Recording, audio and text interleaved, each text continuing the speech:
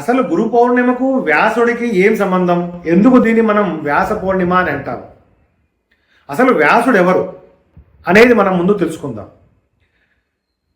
మనకున్నటువంటి శాస్త్ర విజ్ఞానము లేదా సకలానికి మూలటువంటి వేదము అనంతంగా చాలా విస్తారంగా ఉందంట.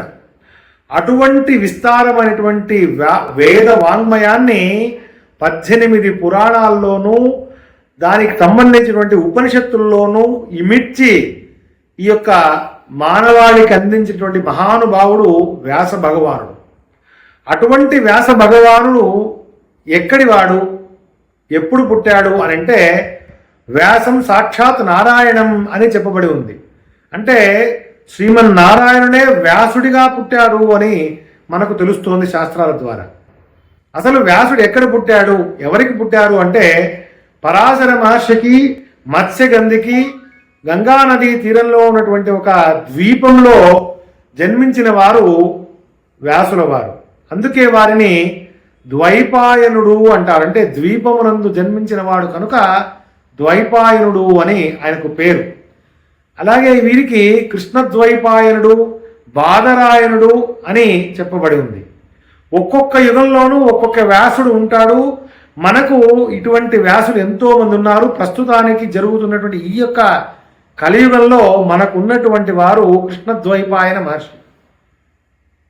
ఆ యొక్క వ్యాస మహర్షి, వ్యాస అంటే విస్తారమైనటువంటిది అని, ఆయన యొక్క జ్ఞానము చాలా విస్తారంగా ఉంటుందట. ఆయన విస్తారంగా ఉన్న వేద వాంగ్మయాన్ని కుదించి మనకు అర్థమయ్యేలా చెప్పబడినటువంటిది ఈ యొక్క వ్యాస పౌర్ణమి. ఆయన జన్మించిన రోజు ఆషాఢ శుద్ధ పూర్ణిమ కాబట్టి అటువంటి ఆది గురువుకి మనము కృతజ్ఞతాభావంగా చేసేటువంటి పూజ చేసేటువంటి రోజే వ్యాస పౌర్ణిమ లేదా గురు పౌర్ణిమ అని చెప్పబడుతుంది. ఈ యొక్క గురువు ఎటువంటి వాడు అంటే మనకు సాంప్రదాయాల్లోనూ సనాతన ధర్మంలోనూ చెప్పబడింది. తైత్తరీయంలో మాతృదేవో భవ, పితృదేవో భవ, ఆచార్యదేవో భవ, అతిథి దేవో భవ అని వాక్యాలు చెప్పబడి ఉన్నాయి. తల్లి జన్మనిస్తే గురువు పునర్జన్మనిస్తాడు.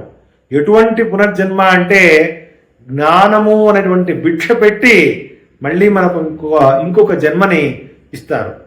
అటువంటి ఆ యొక్క గురువుకి మనము కృతజ్ఞతాభావంగా మనము చేసుకోవాల్సినటువంటి పూజా కార్యక్రమమే ఈ యొక్క వ్యాస పౌర్ణిమ లేదా గురు పౌర్ణిమ.